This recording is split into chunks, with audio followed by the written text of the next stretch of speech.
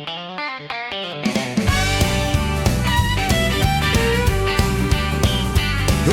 the top guy in the club for fishing every day? Fishinfrank.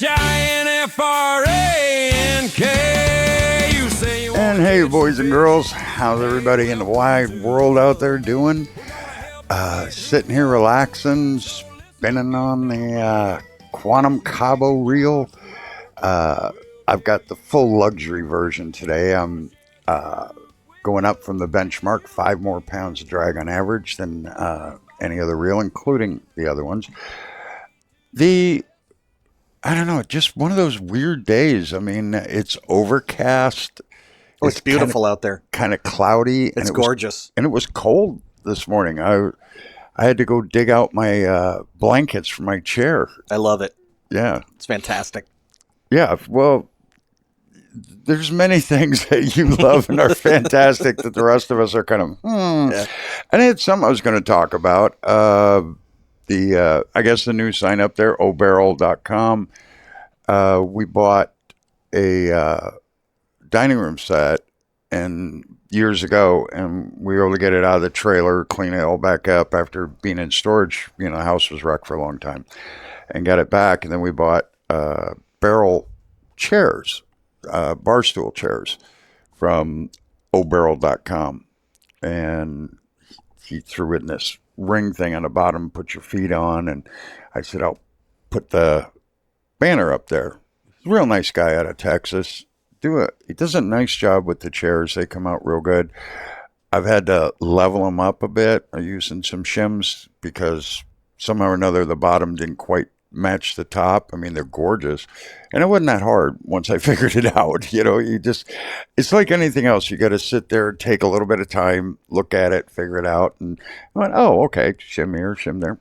Perfect. You know, it's funny how this kind of stuff, which back in the day would have been a sign of poverty, that you had to make your furniture out of old used barrels. And now it's a cool thing to do. Now it's cool.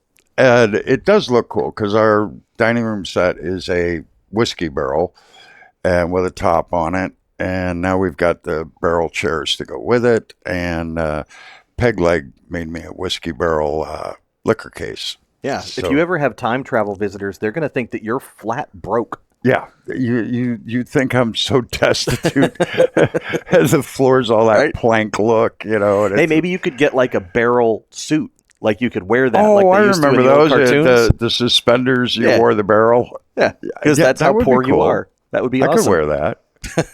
It would fit right in. It would. It really would. Robert's got this look on his face like, are you out of your mind? Yeah, I'm there with him, actually. So. Okay. Well, you were egging it on. That doesn't make any difference at all. But see, I'm lucky. I can be calm and relaxed. Because you have your emotional support Cabo reel? Yes. Well, I don't have one of those. You know what I have? You have a benchmark. But I have my emotional support mute button. There you go. There you went. Ha ha. We were sitting there and I was, doing stuff with the banner and I'm doing other things. And all of a sudden the music starts playing. I look at the screen, the logo's up, and I say, okay, this is his way of pushing me into quit doing that stuff and start the show. No, I wasn't doing any of those things. It was a total things. fake out because we got new speakers and everything. I was testing the speakers, that's all. Okay. So, Robert, it's Friday. Yes, You're here. Yes, what does that mean? I guess it means the area fishing report. Oh, thank God Robert's here, too. I guess. Going to make it so much easier. Theoretically. Okay. I don't have to know anything. All I have to do is sit here and type stuff. Oh, it's the best. Yeah. We'll see how it goes. I've gotten some really good reports and some very mediocre reports. And then surprisingly, for as many people have been fishing, I've got a lot of zeros. Yeah. Yeah, with spots that people haven't mentioned at all. Well, the one thing, because we have a cold front coming in, okay, that came through last night. We got the tiniest bit of rain out of it. It was pathetic. I'm sure other spots got a lot of rain, but at I do our not house, think it's fair to call that a cold front, Frank. Well, we had cold fronts last month. This is a not as hot front is what it is. But what this is going to do is help maintain temperature a little bit longer. What we hope for in March is not to have bright sunny days every day. You want to have a few cooler, overcast days so the water doesn't go from cold to steaming hot. And this is maintenance level days. This helps keep the water. It's not going to make it really much colder, but what it is going to do is keep it from exponentially getting hot. By May, the water's going to be in the high 70s already. Right? Oh, yeah. It's definitely. already 80 out there. On the surface. Go On down the a surface, foot, yeah. In the it's harbor. cooler. You go down another foot than that, it's cooler. And the Gulf temp doesn't change even as quick as that. But Yesterday, 2 different people, 71 and 73 in the Gulf. yeah. One was at Tremblay, the other one was at Boxcars. So this week and next week are going to see a big improvement on the fishing on the east side versus the west side. For the last couple weeks, it's been all about the west side, because the water was warmer. The tides were high enough that you could actually get there. Today, the tide's pretty low. But what's going to happen is as soon as this front passes, now we'll start getting that cooler water out of the Gulf.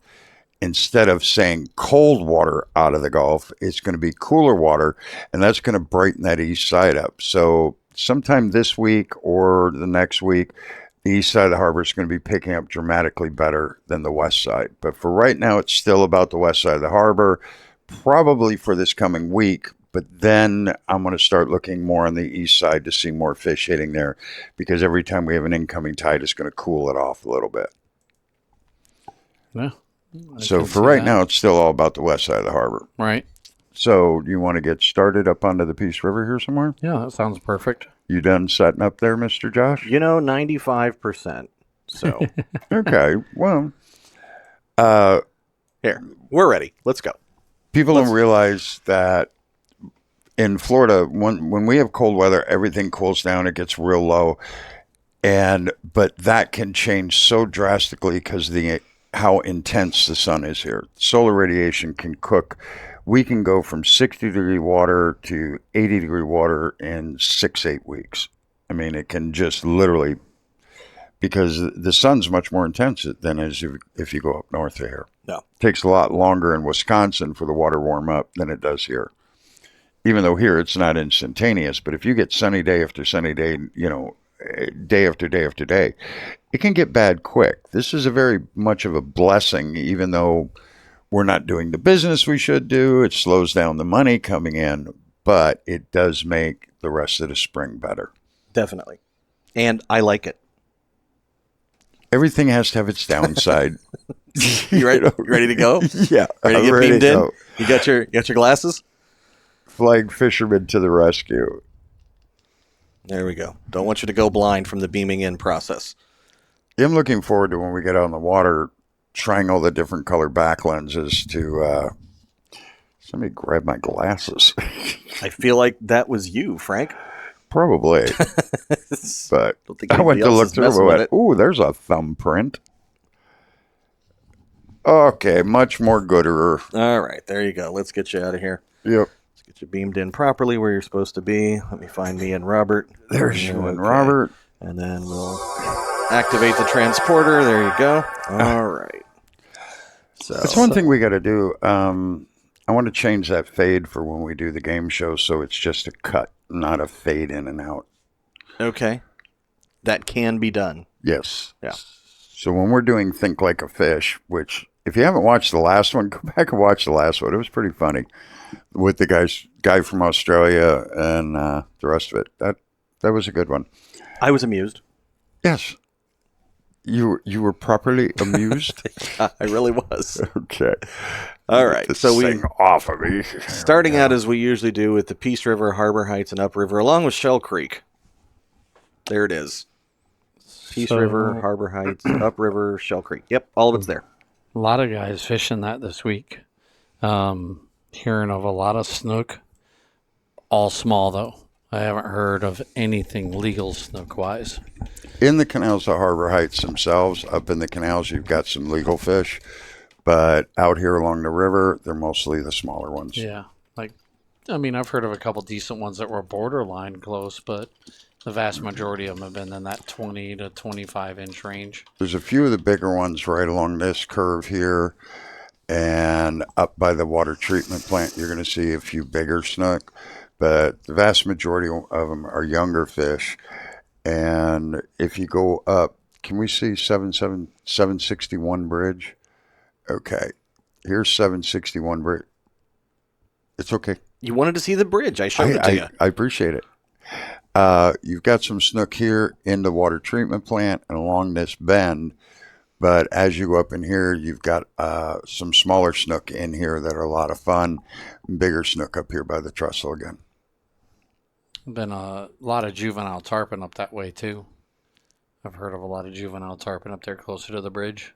Yeah. And then also along the straightaway going into Shell Creek. Can you turn Robert up just a touch? Sure, I can. Because I'm very loud in my headphones and I can barely hear him. Okay. I'm turning Robert up. Let's hear him. Okay. Can you hear me better now? Yeah, a little bit better. Okay. But Move your mic a half inch closer. He's chosen to mutter for some reason. I don't know why. He forgot how to do these. Robert's You give him mutterer. 2 weeks off and He goes to Costa Rica. He plays with. What animals were you saying was following you around on the trail? Coatimundis. Kawada? Yeah. Coatis. Coatis. Yeah. it's like a raccoon, but not. It's the same thing, only different? Yeah. Same thing, only different. Yeah. Okay. Don't get so excited, Robert. He's telling me, I'm walking down the trail and all these animals are following right along. They're coming right up to us. And then I said, how was it? It was very nice. We had a great time. It was wonderful. Yeah, it was a great time. I really enjoyed that. There was, what other animals you run into? Agoutis, which is like Agoutis? Yeah. They're like a... Really? No, I like Costa Rica. I've been there several times. I think it's one of the coolest places on the planet. Are you kidding me with the names? What was the other one? Coati. Coati, and what is this one? Agouti. Agouti. Oh, it's so agouti. Oh, look at the little agouti. Are you kidding me? And it's English, not Spanish either. That's just the normal name. Would you prefer giant guinea pig? We could call it that. I don't know, but when we get into agouti and whatever the other one was, but the agouti awesome place. Giant. You could name the critters well, actually, if they're a little cute critter, I guess agouti's kind of a good name. Agouti's a wonderful name. I don't know what your problem is. It's a guinea pig that gets about that big. Okay. See? Literally. So it looks like, and the babies look just like almost like a little guinea pig. Could we call them babies? Could we call them guinea hogs? Yeah. Guinea hog, Frank. That's what they are. Okay. I'm sorry. I'm sitting here thinking to myself, are we, going back to Bugs Bunny cartoons here for some reason? You're right. We need names that make sense, like guinea pigs, which are not pigs and don't come from Guinea, which is in Africa. You're right. Guinea pigs are South American. All right. So, yeah. But normal English. Do we have names. any agouti fishing here? Well, no. Robert The was fishing is talking gonna about be it very before agouti you here. Interrupted him. He was telling us about some small tarpon. The small tarpon that were up here by the water treatment plant. You're seeing a few of them along the bends of the river. But as you go under the Sansuchi Trestle, past Highway 17, and as you round this corner, look up on the left, you'll see a campground there. And this is very, very deep. This is 14 plus. And that's where those tarpon, as soon as it cools off, they all bunch into there. Some of them then will go up here by the dam. Probably not this weekend, but next week. If you get a chance to go up here by the dam, you'll probably find some little tarpon. But watch just past Highway 17 when you get on this little stretch here. Good place for tarpon. Yeah. Yeah, that's been the whole area through there has been where I've been hearing the most people talking about. Now, they aren't hooking them, but they're seeing a lot of them. If you were there and you wanted to hook one, what would you throw? Freshwater shiners, small ones. Yeah, I would try shiners as one of my first bets. And then artificial-wise, I'm just going to throw like a standard 3-inch paddle tail. I'm probably more with that Yozuri 3D fingerling, the little guy. Mm-hmm. Rapallo's got one very similar. I don't remember the name of the lure, but about 2.5 inches long, real small. They look just like a white bait. Rapala has one and Yozuri has one, and those are great bait to get those little tarpon on up there. Either that or the very small storm swim baits, the small size. Right, a little 2-incher. Or you can go to DOA Terrorize, and that would probably get them, either the regular or the tiny, either one of those two. Yeah, it's all about throwing small stuff. Yeah, I don't know that I would throw a standard 3-inch paddle tail unless you had. Yeah, I'm not sure that's something I would do right now. The tails just aren't active enough on them. I'm going to, just because I know that I got a better chance of getting a snook also. Okay. That's my main reason, of just multitasking it a little bit.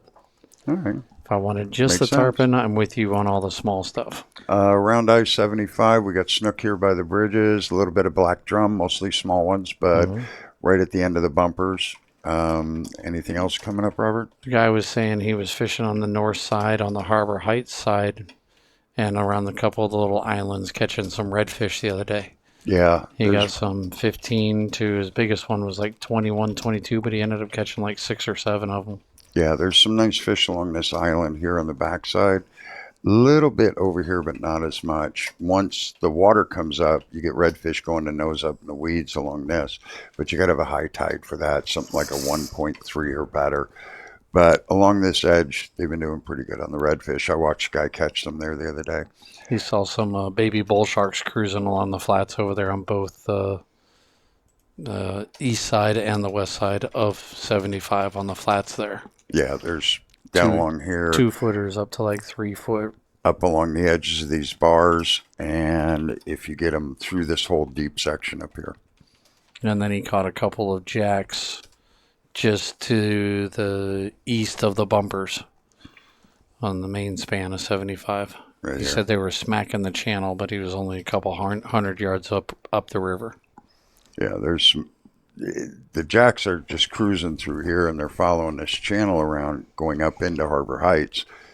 And it's just hard to tell where they're going to be, but they've been hearing about them here all the way up to by the boat ramp at Wooden Bay. Yeah. So going down to 41, what do we got? The 41 bridge itself has had some snook at night, a lot of small guys, and then there's been some juvenile tarpon also hanging out there at night. Yeah, guys been going here by the end of the auditorium parking lot and casting the pilings on both bridges, and they've been getting some snook there. Snook off around the pilings of the old walkway where it fell down. They're fishing off over there. If you can get around on this side and get a casting back up in here, there's a couple of holes that are holding some snook. But just as a general rule, from the bumpers, they could be almost anywhere along here. A lot of the bottom features changed on that. I'm going to have to run. Years ago, we'd take the boat and we would just go right along the bridge, watching the depth finder, and see wherever there's a hole. Because when the soil gets soft, the current blows it out, leaves a hole there, and those snook like to go down in that hole and hang out there. And it used to be about 3 lights out from the shore.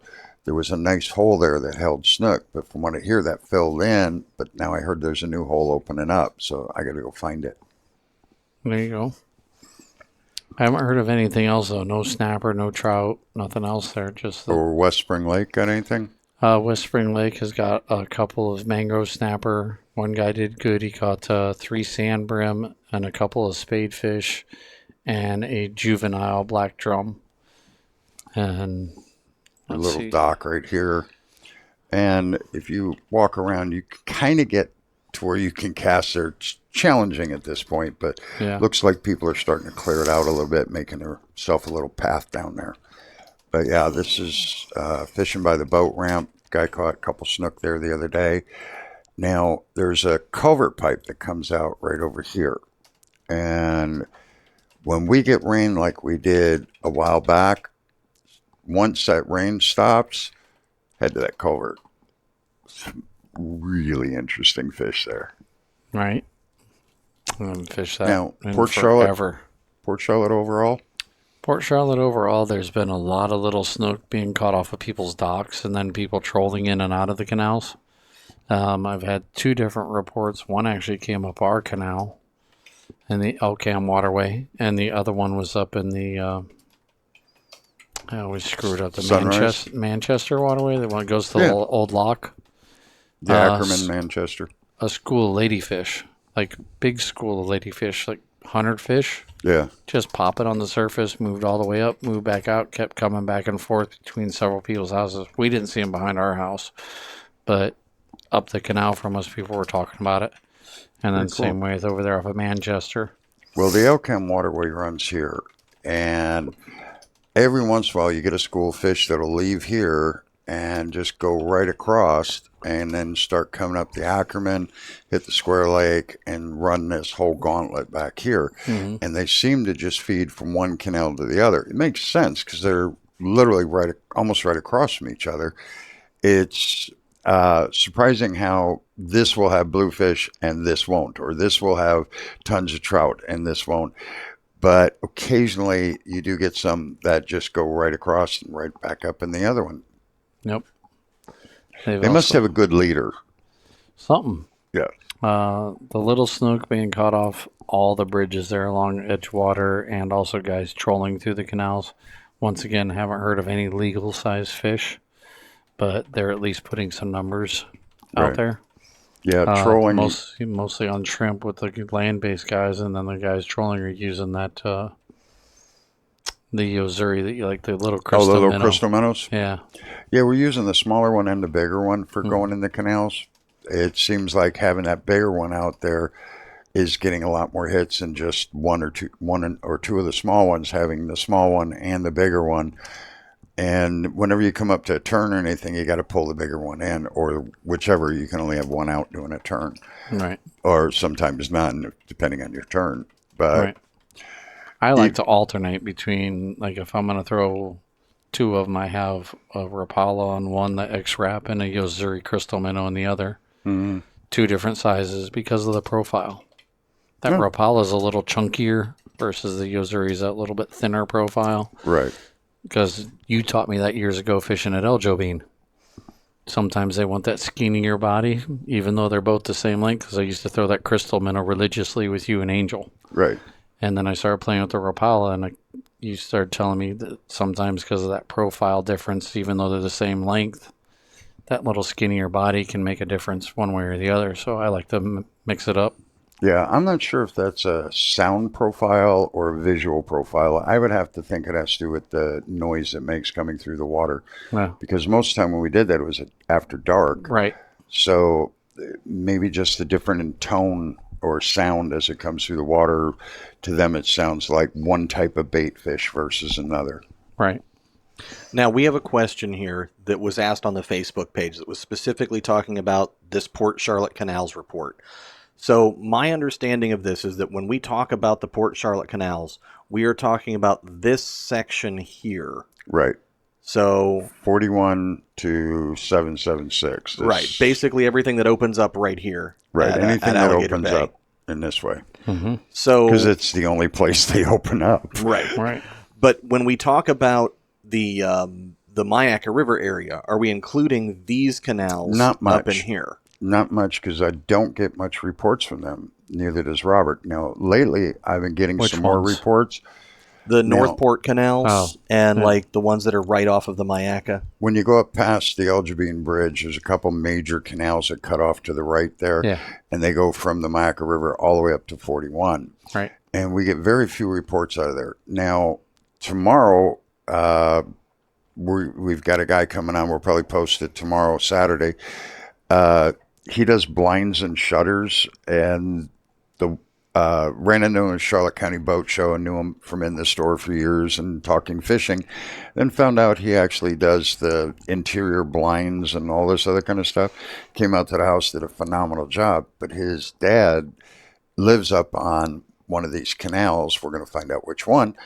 And he fishes up there all the time. So we're going to be talking to him about fishing in this area of the canals, what's going on up there, and a little bit about his blinds, because coolest dang thing I ever saw. He came in, showed me this stuff, and I'm like, no, Terry, that's the one I want to buy. Those are perfect for us.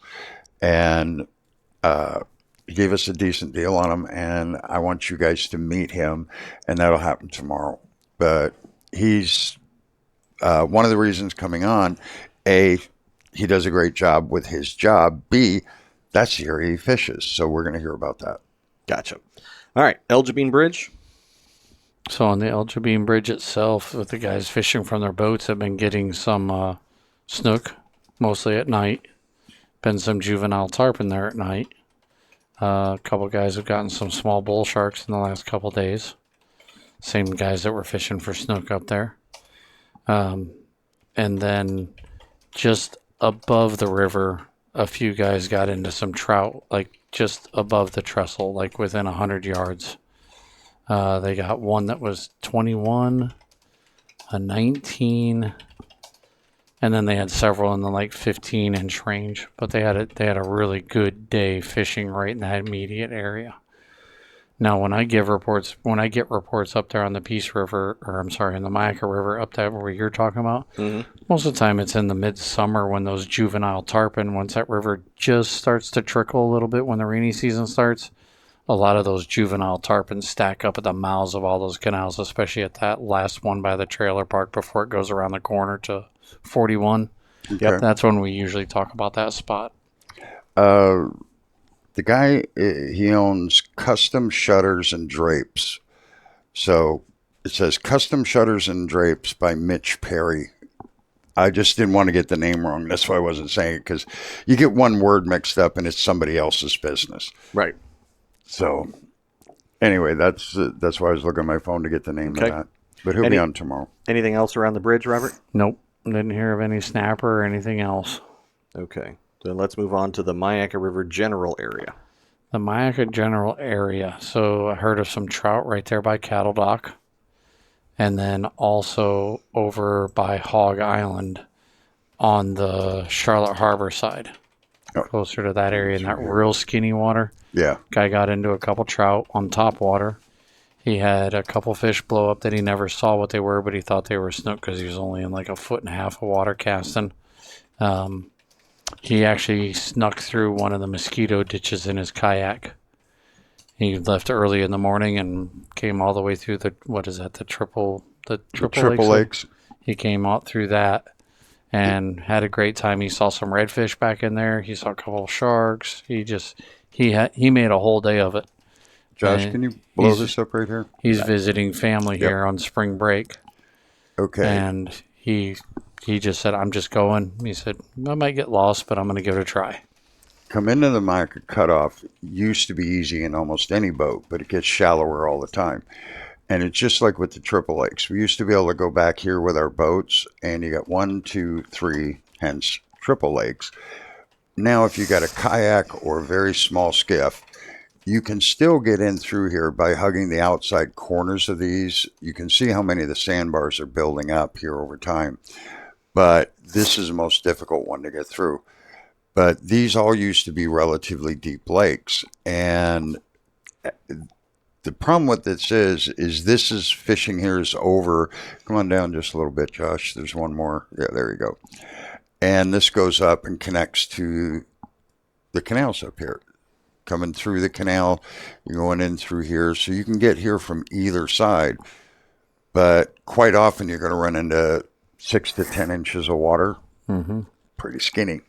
But by the end of April, there's nothing left in here. It gets too hot. Black bottom, brown tinted water. The water in here will reach well over 100 degrees. So this time of year, once in the fall up until the end of April, these lakes actually have quite a bit of fish in them because there are a couple deeper pockets that you got to find. By deeper, I mean, 6 inches deeper, 4 inches deeper that allow the fish to hang in here. But remember when we were talking about the cold was going to kill these fish? Because the water had for so long, there'd just been no water here.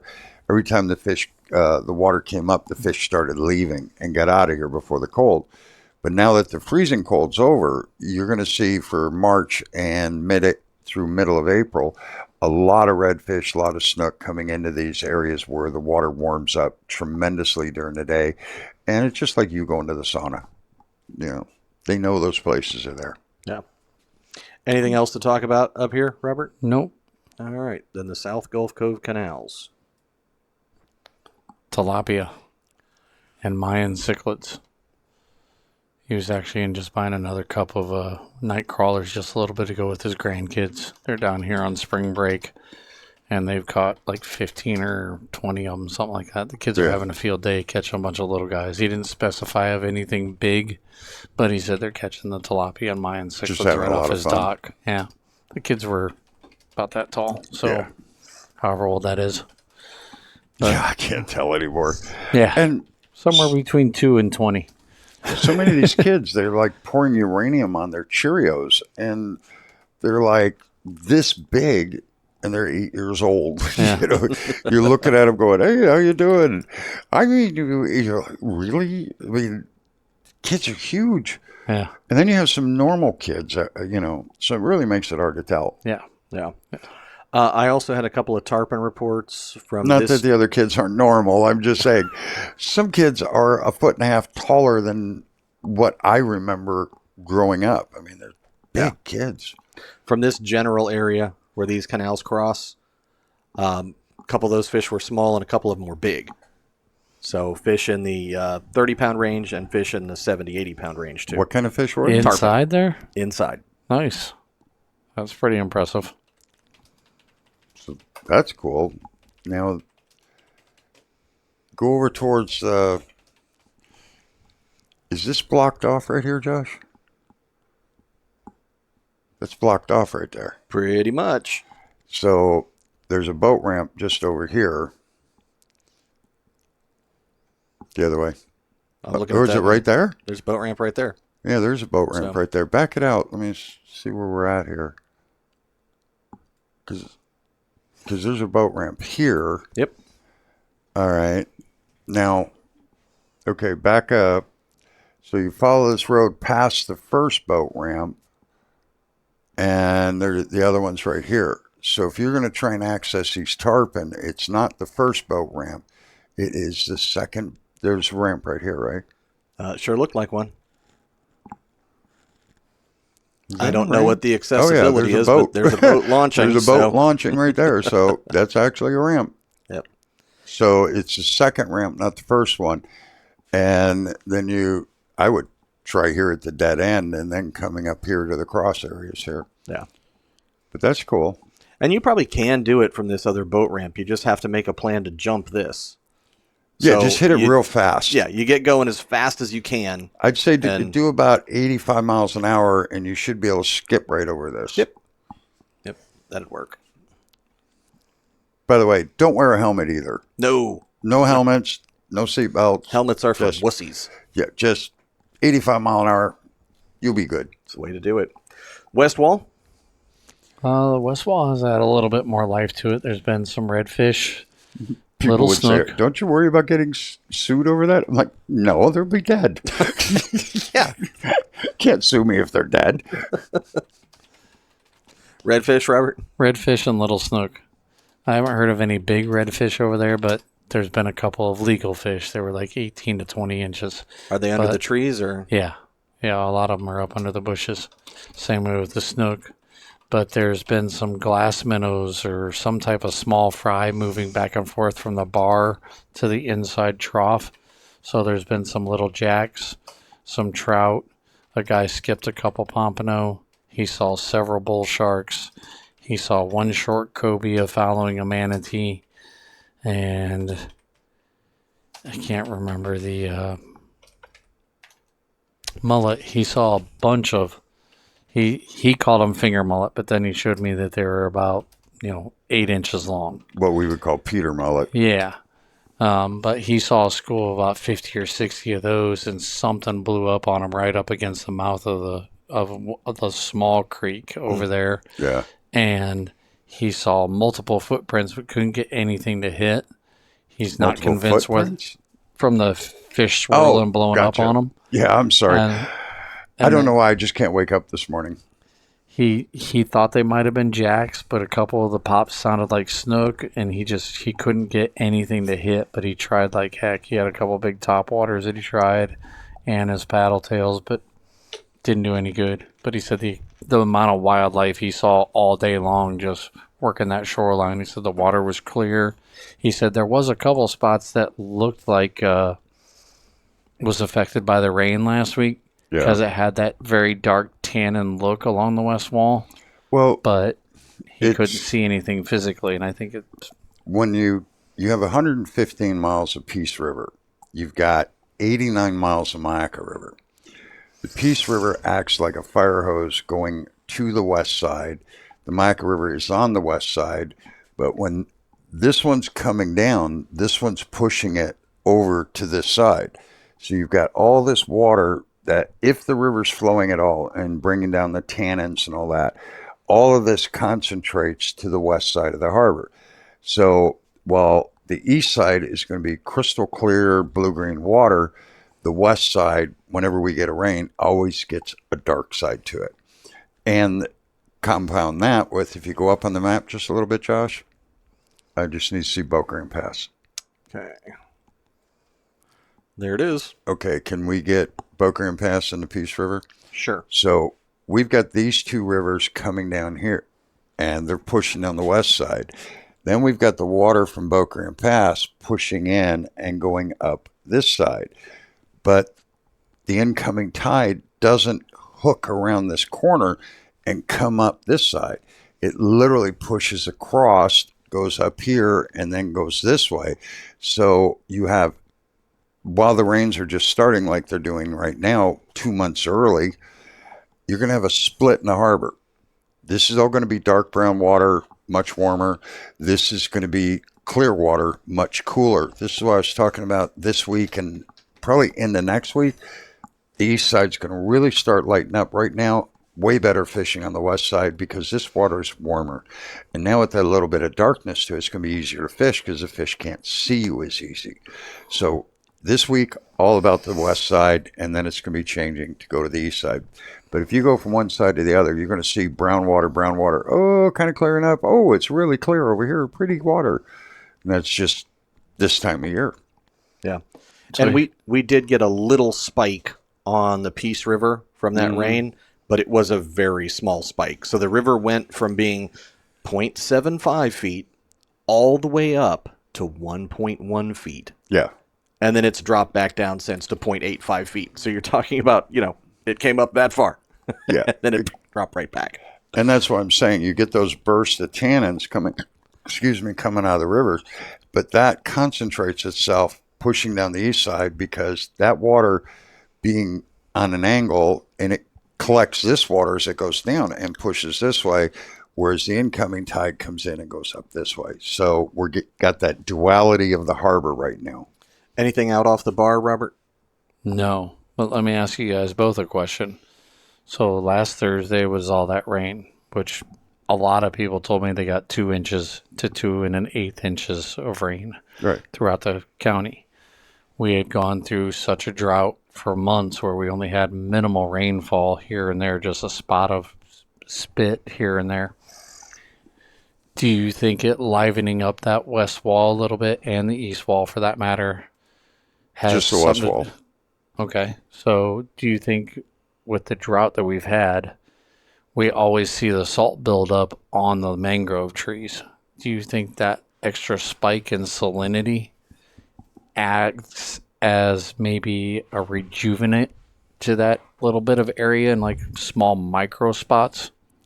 It would be hard to say, but in Because my we see opinion, how much it spikes in our tanks as it evaporates. But we're dealing with billions of gallons of water here, and underneath the mangrove trees on each side, when the rain comes, it tends to, because some of the salt will mix in with the rain, but a lot of it will just get washed off and drop into clumps on the bottom. Okay. And most fish like salt, freshwater, saltwater. Animals go to salt licks. So underneath the mangroves, when it's been dry for a very, very, very long time, like it was, it will enhance stuff, but more for the bait than the fish. It's going to be what the reason the fish are going there is because that little bit of extra stuff is enticing their food there. The little crabs, the minnows, all that kind of stuff. That's going to get them more going in there, in my opinion, and that would bring the fish. More activity of food, more activity of fish. Okay. And think about the level of salinity that you're talking about here. So you've kept saltwater aquariums. You know how big that bucket of salt is that it takes to just put in your 125-gallon tank to make that full-strength seawater. And look at a mangrove tree, and if you pull a leaf off of it and you lick it, it just barely has a little bit of salty taste. There's just that little bit of salt that comes off those after glands. months of being dry, you can actually see the salt on a lot of them. Yeah, that's why I was asking, because you can actually see it. You could see it in our backyard on the mangroves. You can see the white. You could see crystals on some of the roots, and you could see some of it on the leaf structure up underneath the leaves. Because you would think the dew would wash what it made off, me but think it of it, just because makes it's been it crusty. so long since we've had any rain that actually could do something to dissolve that. Yeah. And that's what just made me think about it. But it's so small of an amount compared to the water we're talking about. It would only have, if any effect, right below the leaves, as whatever didn't dissolve through the rain hit the water, fell to the bottom. And that would only be enough, like I say, to maybe attract small bait creatures. But this is easy to test. All we need to do is put some salinity testing equipment out there underneath the trees, and then we can see what happens when the rain falls. I was thinking more of the crystals themselves, not addition in the water, but just salt crystals on the bottom. Because salt takes a while to dissolve. It's not easy to dissolve. Right. It's just one of those random thoughts, because it's been so long since we had any real rain that could actually help maybe dissolve it. Yeah, but I think it would be a very minimum amount. And if there's extra salt crystals laying on the bottom for a while, that would bring bait more activity. Okay. By the way, if you guys hear any construction noise, it's because there's construction going on just outside the door. So don't worry about it. It's fine. Yeah. We're not under attack yet. No. Yeah. Cape Hayes Bar? But it's Charlotte County, Florida. We could be under attack at any moment. Uh-huh. What is it? Cape Hayes Bar? Cape Hayes Bar, I've got nothing for there. I got reports. ladyfish, Spanish mackerel, and that's about it. But there has been fish there. We're looking at up against the shoreline, redfish in some of the little creeks that go up, Muddy Bay, and then there's another one back over here. But right along the edge itself, we've got a little bit of redfish. But outside the bar, there's a little drop off right here, and guys were catching a couple redfish there. See, I have been hanging out in the store. Yeah. No, I get it. I just hadn't heard of anything right there in that immediate spot. No, that's why there's two of us. Yeah. Okay. It's always better. Bull that Bay, way. Turtle Bay? Bull Bay, or in front of Turtle Bay, just on the outside of the bar, going towards where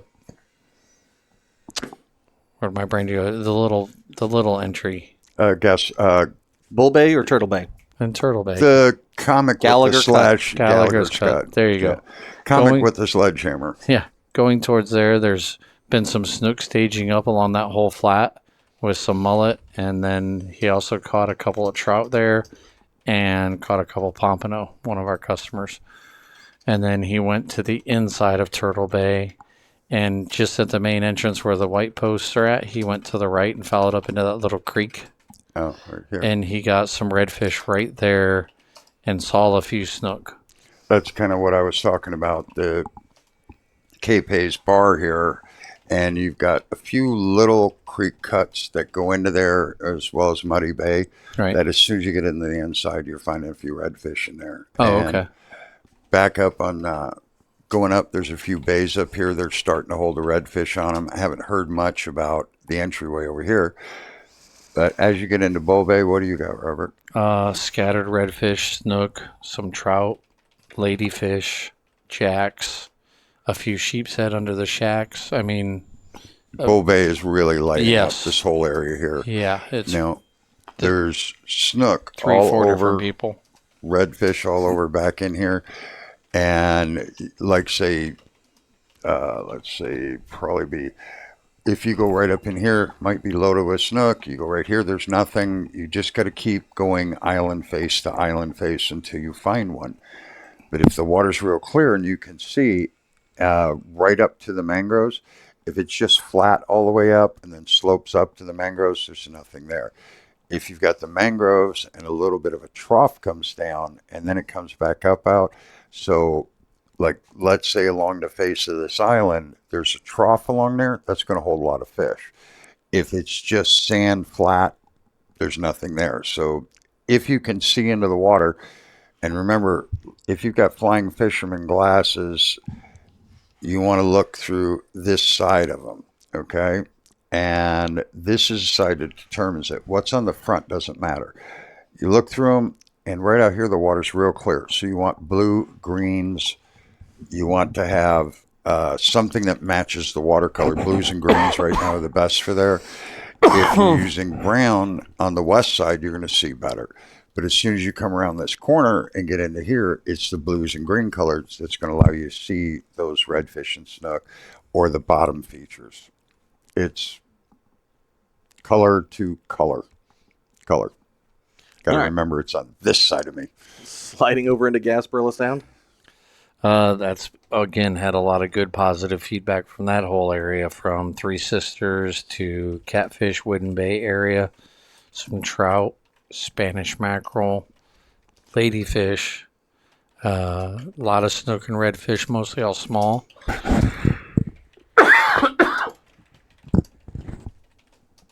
And, we don't need to quit smoking, do we? No, not at all. No. Some baby bull sharks. He did see Flipper teaching its baby how to chase mullet. They're also... So you had Mama Flipper, the guy saw him with the Mama, young one, and yep. dolphins She don't would know how to cut do this stuff any more than people don't know how to walk when they're born. And you got to teach a little baby to walk, use a fork and a knife. And Flipper / dolphins have to do the same thing to their babies. They, nurse them until they get so big, and as they start weaning off, they have to teach them, okay, that's food. You got to go chase it. It's not a toy. You're actually supposed to eat that. And this is part of why it's really important not to feed dolphins, because they teach their little ones what to do. If you're feeding a dolphin and it has a baby to raise at some point, it will teach that baby, hey, go bother those fishermen because they'll feed you. Yeah. Yeah, it's definitely a learned behavior. But he also got into some sheepshead around the clam leases and saw a lot of sheepshead, and he caught some small black drum that at first he thought the first one was sheepshead, then realized it was black drum over behind the by the tailing flats by sandfly. Yeah. He got a bunch of little black drum, like up to like 17, 18 inches. So he had a funny, good day. People don't think about drum on the flats, but when they're young and they're still schooled up, they act just like redfish or anything else. They're just in a big school. They're going along feeding. And when you see a school of 12-inch black drum going across there feeding, it's really a cool sight. Yeah. Now, what I'm waiting for, and I don't remember when it's going to be, is when the adults spool up to spawn, because that's one of the most impressive sights in Charlotte Harbor, is 1,060-pound black drum just all boiling and mingling like their school of 2-inch minnows. It is amazing to watch them cross the harbor. I've only seen it once. Usually it's late April. Late April. Yeah. So it's going to be coming up pretty soon. Yeah. So, hey, Josh, do an overall of the harbor. That's good. Seen them up here. We see them out here in the middle of the harbor. This is more or less, if you're looking for something, look for the water turning like a tan color. Because they'll be out here in 14 feet of water, stirring the bottom up and just making a trail of brownish tan water going up the harbor. And it's thousands of 40 to 80 pound, 90 pound black drum, averaging, let's say, 60 pounds. But with 1,000 of them boiling and everything, and whatever you throw in there, you're probably going to catch one. But you got to see them first. So for the next month or two, if you're coming from here, going down the Fishious area, don't get so enthralled with where you're going, you forget where you are. Watch the water. At least one person on the boat should be watching to see some discoloration, because this is one of the coolest sights you're ever going to see. Picture a school of minnows. Each one's 60 pounds long. Crazy stuff. Giving you the heads up. when you're transversing the harbor, going across, coming up or down, start watching. This is going to happen, according to Robert, almost any time now. And where'd you say they are? Anywhere, because they're not there yet. Okay. I just wanted to zoom in and see if they're there. Really? I don't see them. Wait, is that them? Hold on. Wait a minute. Is that you? He's a little warm. They're I was just checking. he's Relax. Let's go to Placida. wait a minute. Keep up with things. Here. Take a minute. Oh, thank you. Take a minute. Just spin the handle for a minute. No, don't do that with it. What the heck was that? That's where you wanted your emotional support? Oh, God. I have to use both hands to type, gosh. Frank. Robert? Placida area, Robert. Robert? Different website. Different website. Do we have anything? Why reports did from the you do Placida that? area? You're washing it. Do we have any of those? What are those? Hand wipes? sanitizers? Yeah. I got some in the truck. Well, you do sound happier, and you're not looking for fish that aren't there. So Placida I fishing guess the report? quantum cabo does help with all this stuff. Multi-use. That quantum cabo is truly the emotional support reel you need when you're fishing and things go slightly wrong. You could just turn it a couple times, or whatever Josh did with All sorts of purposes. it. Whatever that happened. Okay. Placida? I don't. Placida. Placida. All right. We're doing a fishing report here, guys. That's correct. Theoretically. That's what this is. This is a What we've been fishing doing this whole report. time. Yes. Uh-huh. So there's still a lot of sheepshead up and down the trestle. They doing pretty good. Talk about sheephead, but do it louder, Robert. I need this to be overcoming everything. They're starting to thin out a little bit numbers wise, but they're still there pretty good. And then all the docks right there around the Gasparilla Pass, and then I've also heard of several redfish, some nice mangrove snapper, and then bonnethead sharks. A guy caught a sharp-nosed shark, and the pompano. He caught a couple pompano right there in Gasparilla Pass. So, and he was just drifting along, fishing for the snapper in the little deeper pockets, and fishing both sides as he was drifting through and got into the pompano. Not a Gasparilla Pass. Yeah, little Gasparilla. Yeah. Weird thing about Gasparilla Pass, you've got a very deep hole right here. As you're coming under the tiny. bridge or down from the boat ramp, this is exceptionally deep. As soon as you get outside of that, it's unbelievably shallow. So, Josh, can you pull that over a little bit so I can see it out? There we go. You like that? So what we've got is a pretty deep hole, and then all this is shallow. This is, some of these areas on low tide are inches deep. Some of the high tides in the summer, you can get 3 or 4 feet of water there, but it can go down to inches. So fishing this hole here is awesome. You can always get to that. You've got plenty of water. And Once don't you be get afraid, on though. beyond that. Yeah, when it you can go be- out and you see boats that are sitting here stuck, you see where you can kind of see these breakers right here? That's where the real shallowest part is. So don't drive your boat on that, and don't worry about you getting stuck as long as you don't drive on top of that. You'll be fine. Yeah, it's basically you've got a little bit of deeper water going out, but you have to be very, very careful. And you watch guys that they're running through here. They got a 30-footer, and they're going through, and they're just, oh, and I'm going through a pass, and they get right about here, and their whole world kind of, Yeah.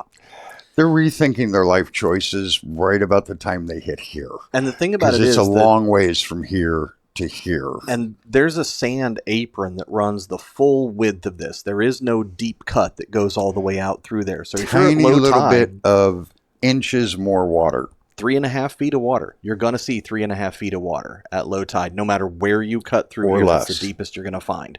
Yeah, So, or less. Yeah. Yeah. It's just fun because what are you guys doing blocking the pass? And I'm trying to go through here. And whoa. It's fun. You see him on the phone. But I'm in plenty of water. Just if you've got a My smaller GPS boat, says I got 14 feet of water here. if you got a smaller boat, run it slow the first time you go through it. Yeah. You'll learn it. If you got a bigger boat, well, you know what? There's Go a to whole the other other one. pass Yeah. right down here that you can just drive right through. Once you got So. any kind of boat of size, that's your pass. Yeah. All right, so where are we going now? Lemon Bay is the next spot. Oh, a lot of reports of trout up there. They've been- I really like Lemon Bay for some reason. I've always enjoyed fishing there. Yeah, I've heard of a lot of trout up there this week, both from the Englewood Fishing Club report and from several people. I guess that's one of the few places people have been able to rent boats for the last couple of weeks with the holidays, because I've had several customers in. Oh, that like were, at Stump Pass and some of those. Yeah, because they were asking questions about, can I get here or there? There was 2 guys in yesterday that were renting a boat again today out of Lemon Bay, and then another guy that was in on Saturday asking questions about it too, but he had already been out there fishing with his friend or neighbor's friend. So trout is the main thing I've heard of up there. Are they focused on flats, passes? What? Flats, just drifting the flats. Indian Mounds, I think, is up here, isn't it? Isn't that Indian Mounds It's up there right there? someplace. There you go. Is that? Yeah, that's the boat ramp. Okay, as you zoom out, one of the things that when you see this on a map, you're thinking, boy, this would be a great place to kayak. From here to here is a long paddle. This Yes. is not a little bay. When you're looking at it, we're talking about on the map, and zoom back out a little bit, Josh. How far would you say it is from here to here? About a mile, right? So this scale down here, which says it's 2.89. Yeah, 2.89 miles there, and then that it makes it. It's probably close to 1.75 miles Yeah. to get down to the bridge. Okay, what's half of 2.8? 1.4? Yep. Okay. Yeah. It's more than, or it's at least 1.5 miles. Yeah, it's 1.75 miles. It's quite a paddle down to here to get back up to here. Yeah. And it's the same thing down in here. It looks so small and also compact. And if you were, had it on your car, you put in right here, you could easily fish this whole section here. But getting to any of these other places, that's a lot of effort. And you got to get there and then fish and then get back. So if you're leaving Indian Mounds thinking, oh, I'm going to go now fish the bridge, make sure you got the tide working with you, and then the tide's going to go back when you go back. Absolutely. That's the only way to do that. And you learn that pretty quick as a kayak angler, because you make that mistake once or twice, and then you realize, well, that's not what I was supposed to do. So learning to make the tide and the sea breeze work with you, that's the way to do it. Never. Okay. Anything else from Lemon Bay area, No. Robert? Okay. Nope. So trouts on the flats, and that's about it. Yeah. All Well, that right. whole area is up there, especially with a lot of your visitors that don't know where they're going up there. They're going to stay in that open water where it's much safer. Gotcha. Well, that's just the smart thing to do. Yeah. So. The Okay. fishing reports are important, but having bait for the bait shop is very important too. That was one of my bait guys. I saw he called once, and then I'll talk to him later. Then he called back a second time. I'm like, okay. Need to talk to that guy. Yeah, Moving need it to out talk to the that guy. Gulf. There are a lot of reports from out there because we actually had some nice weather. Now it's not. But people took advantage of It those was few really days. wonderful. Now it's not. Well, they took advantage of those few days where it was. Donnie Gant went out there with a couple of his friends, and they ran 45 to 55 miles out looking for anything and everything. He didn't find his African pompano, but came back in closer and got into the red grouper in 115 to 118 feet of water, and he got one that was 31 inches. Okay. The snapper bite, he said, was very slow. The lanes were slow, and so were the mangroves. But several customers did good on mangs and lanes and grunts out of Venice in 80 to 100 feet of water. A couple people have been fishing the closer nearshore reefs like the Palm Island Ferry and Tremblay and getting some not very many numbers, but better quality sheepshead. And then one of our customers called me, was it Saturday or Sunday? I don't remember. Saturday or Sunday he called me because he was actually out there on the Trembly Reef and saw like 10 barracuda sitting on the surface, which surprised me because the water's cool. Hey, we haven't At heard that in a Novak? long time, though. No, at Trembly. At Trembly. Okay. We Yeah. haven't heard about barracuda at all in the last year. Well, and even Donnie mentioned with the kid that he took out, he wanted to try to catch him an amberjack or a barracuda. On their way back in, they stopped at the boxcars because he can usually find one out there. He said he didn't see any barracuda. I said, well, they were all sitting on Trembly. He laughed. He's like, I drove right past it, didn't even think to look. Yep. Yeah, never would have thought to look. Yeah, so Wow. that was surprising. What was the other thing? The guy caught a small, like, I don't, in his picture it's hard to tell, but he said it was probably about 12 inches long, a mutton snapper. Oh, I had to double take to make sure it wasn't just a lane, but it was a little mutton snapper. yeah. On the viewer fishing report, which is always fun because you actually get to see what people are catching. They send us pictures and tell us about stuff. There was a mangrove snapper that looked like a mutton. It was so big. Really? Huge. Yeah. Monster mangrove snapper. Yeah. Nice. If Josh wasn't here to go, no, that's a mangrove, I wouldn't have believed it. And Really? speaking about species that we don't see all that often here, had a report of a spot in about, he's about 25 miles out, but it's one of those spots that not everybody knows about. He got 2 nice red grouper, like 26, 27 inches, and also got a 28-inch black grouper. Not Really? a gag, a black. Nice.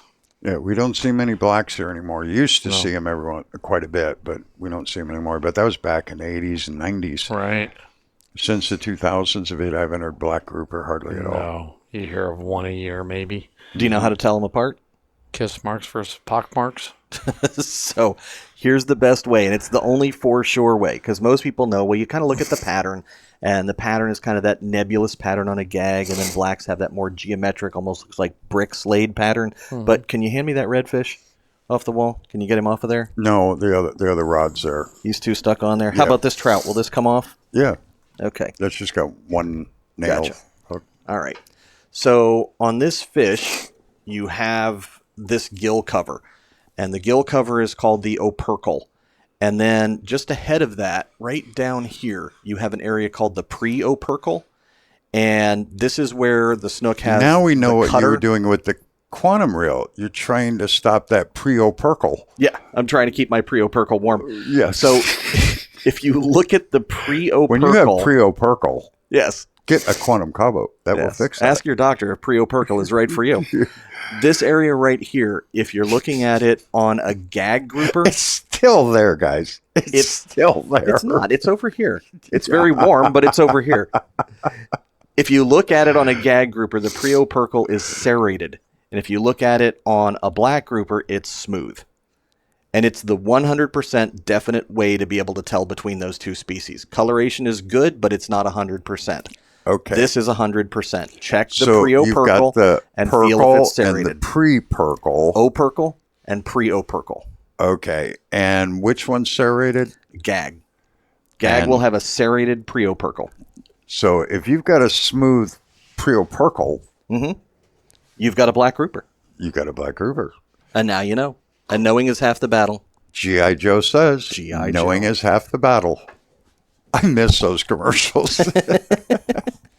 When I was a kid, you always, G.I. Joe, and G.I. Joe says, knowing is half the battle. G.I. Joe says. Yes. Real? You want to just turn that for a while? It will make you feel better, Robert. Just it try really it. does. Just hold it. I Turn rolled the it handle a over couple forward times. here. I don't know where that's been, so I'm good. Yeah, that's In your true. We hand haven't is had where any it's baby been, wipes so- on it yet.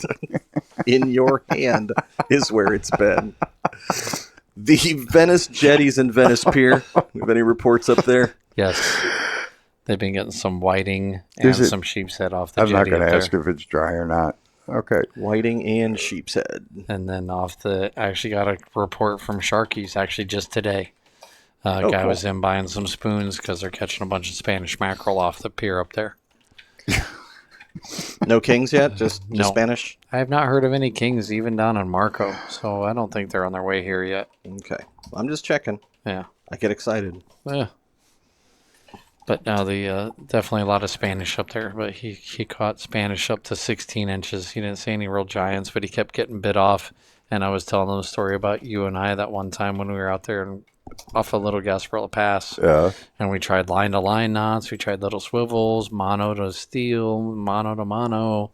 And they just kept biting the knots even. Yep. Yeah. I mean, everything we threw just kept getting bit off. Yeah. We had that happen several times this past week where they were biting through the knots. We're watching them, though, because the water was gin clear that day, and I got to see it because, like, it was happening 10 feet away from us as they're coming up, and, like, there's the Spanish fighting, and then another one come up and line to line, not just bite it right off, and, like, really? That's why people say, oh, swivels scare fish, you don't want to use them. And I'm like, no, I don't use them because fish eat swivels more than lures. Yeah. I don't want to have if I'm throwing a lure, I don't want the swivel and then the lure because they bite that all the time. It's not that swivels scare fish, it's they attract fish. Yeah. It's that was really just neat, weird though, 'cause how the water was so clear that day. That was so awesome. So strange how the urban legend and myth got so perverted on that. Swivels don't scare fish. Well, you know, people. What do they know? much. Moving on to the passes. I think that said Venice there. That was the Venice Inlet. I was just taking a closer look at it. You're kind of I like jerky it. today. Usually you're very smooth. I don't know what Does to this tell have you. something to do with not having the Quantum Cabo with you long enough? I don't know. Maybe. I can't reach it, so it doesn't make any difference. Punta Rassa is where we're starting down here with the passes. Got nothing. Nothing from Punta Rassa. Well, that's a shame. How about Redfish Pass? Nope. Nothing from Redfish Pass. How about Captiva Pass? Captiva Pass, yes. Okay, then we'll look at that one. Spanish mackerel. And then a couple of small mangrove snapper and a few sheepshead. But a lot of Spanish mackerel through there. Oh, and he did see one shark free jump out there. Oh, cool. Yeah. Must have been a spinner, right, Robert? Yeah, absolutely. What type of shark would free jump? Black tip, more than likely. Gotcha. We have spinner sharks here in the wintertime, but it's not as common as the East Coast. But black tips and spinners both corkscrew through the air, and everyone thinks because it jumped and spun that it's automatically a spinner shark, but black tip does the exact same thing. Now, it is a spinning shark. Yeah. That's accurate, but that doesn't make it a spinner shark. But Yeah, I just wanted you to but a mako- clarify because for people who are sitting there going, well, if it's not a spinner, what is it? And you're like, well, ha, ha, ha, you think it's, and I'm like, wait a minute, what would be the other one? I knew he was going to clarify. Yeah. I had no doubt about that, whether you'd ask the clarification question or not. It was forthcoming. I could sense it. I could feel it. It was emanating off of him like a vapor. and Boca Grande Pass? I don't black know. tips jump as much as Thank you. spinner You might sharks. need that for a while again. Yeah. Calm yourself, sir. Where we at? Boca? Boca Grande Pass. Spanish mackerel. Getting a little persnickety. Okay, so what was Boca and Pass? Spanish mackerel. Spanish A mackerel. lot of Spanish mackerel coming through there. There should be snappers starting a bunch up here. I haven't There's heard been anything a yet. couple reports of the snapper, but not much at all. Yeah, but this anytime now should just load up with nice sized mangrove snappers. Yeah. There's been a bunch of not little schools, but schools of bait fish moving in and out of there, which I should have mentioned on the offshore part, because several guys were seeing schools of bait fish from 6-7 inches long, but not thread fins, because they said they were more round, and I told them they could be Spanish sardines or cigar minnows. Right. But like a school here, a school there, a school under the boat, like a good hodgepodge mess from several different people in the Gulf, and guys standing on the beaches seeing schools coming up in the pass. But the Spanish mackerel are chasing there's like little white bait, because How they're far- chasing it in right up next to the beach. How The far guys out are- offshore do those bait go? A couple of guys said they had them out there like 18 miles. Okay. So they were seeing bait from basically Novak Tremblay area all the way out. Okay. But the way they described it, I mean, two different customers described them about 6 to 8 inches long and more torpedo shaped. It's either cigar minnows or Spanish sardines. Yeah. I don't know what else it would be coming in there. Not that shape. Because, February, March is when the Spanish would come in years ago, in the cooler months. And it's unusual for them to dimple the surface in the harbor. Usually they stay deep. You don't know they're there. And, and people said, oh, I was throwing my cast net on them. And people forget, you're on a 22-foot boat. You're standing at the console looking at your fish finder, and the depth finder's off the back of the boat. All right? So you're here 15 feet back here is the sonar. It's doing a pattern about that big on the bottom at 15 feet. You can't hardly see anything. I mean, it's just a little narrow cone. So if you're throwing from the middle of the boat or the front, you might be 10 feet away from the school. If you're seeing them in your depth finder, you got to walk to the back of the boat and throw it past the motor. That's the only way you're ever even going to see what they're, if you can do it then. It's very difficult to cast net bait in deep water when you're seeing it on your depth finder, because your depth finder's back there. You're up here. You're throwing over there. The bait's back that way. These are some things. So I would go to the back of the boat and throw past the motor to see what the bait fish was.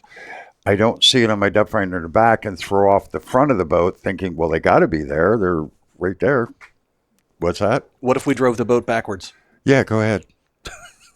Just a question. It's okay. I tried to give you the Cabo reel. I tried to, support your emotional well-being. My emotional well-being is significantly beyond support today, so it's all right. Don't worry about it. It's not a problem. It's just the way it is. Well, but all humans at some point in time, and not even the quantum Cabo can fix everything. When the gaseous material in your intestines bubbles up and works its way up your spinal column, hits the brain, and everything just goes, nothing you can do about it. If it starts coming out my ears, this room is going to have to be evacuated. If that's what the headphones are for, keep all that in. Anything else in Boca Grande Pass, Robert? You notice he always wears the same pairs because sir. I got extra clamps on them. Okay. Nope. All right. Nothing else there. Then that takes us to the Gulf beaches. Surf fishing. Okay. The two best places is right back there at Boca Grande, right at the lighthouse. Sheepshead, whiting, some Spanish mackerel being caught from the shore, some pompano. A guy did catch a redfish, a couple of snook, a small snook, and then there's been a couple of guys shark fishing, and one guy caught, I think he said it was a 5-foot nurse shark or something random like that. And then the next spot is Blind Pass. Blind Pass, they've been getting some a bunch of baby black drum. Really? A lot of whiting, and both on the surf side and on the intercoastal side. It's so thin right there. It's amazing. But there's no actual pass at Blind Pass? No. Not anymore. No. Is that what we're looking at now? It is. Yeah. Because it used to cut through up here. Yeah. But the amount of black drum, 2 different people plus Teresa, the long black haired lady, she'd been catching a bunch of baby black drum out there. The whiting, few pompano, couple sheepshead, a lot of puffer fish, and then the little mangrove snapper along the bushes on the intercoastal side. Okay. So, but several people have been fishing there. One kid brought in a small, I'm pretty sure it was a bull shark. It was about the size of my thumbnail that he found on the beach. And it was hard to tell because of the angle and the wear on it, but it was either a bull or a tiger shark. So he was all excited about that. Pretty cool. Little kid. All right. A tooth? Yeah. Oh, okay. He found it on the beach. All right. A white one? No, it was black, but it Fossilized was kind of worn a little bit, so I couldn't quite see the serration and the angle well enough to distinguish the two. All right, So I Josh, told him to look it up, and he'd have a good time figuring it out. keeping this in the frame, can we go to and bring Englewood in so I can see 776, which is let's see, this is 776 coming in. Yep. If you're in Port Charlotte and you want to go out to the spot, you come up 41, turn left on 776 Jobean Road. When you go over the Jobean Bridge, just follow this around, keep going straight. When you get into Englewood here, you'll see a McDonald's on the left. It's been there forever. This is the landmark McDonald's. As you come up, you make the turn, you go down and across the bridge. There's no toll on the bridge.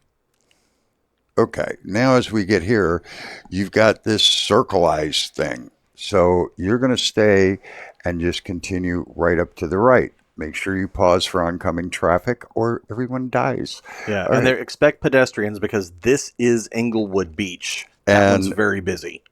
What's neat about this is if you want to visit the east coast of Florida without having to drive to the east coast, this is as close as you're going to get.